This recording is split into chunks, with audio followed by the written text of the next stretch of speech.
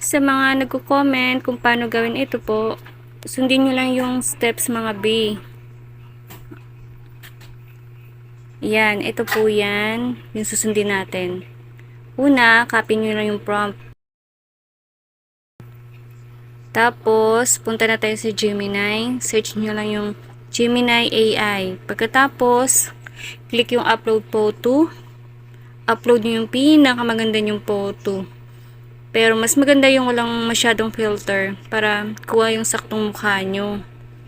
Pagkatapos, paste nyo na yung prompt. Then, pwede nyo baguhin yung name nyo. Then, click yung generate. Tapos, wait nyo lang yung mag-generate.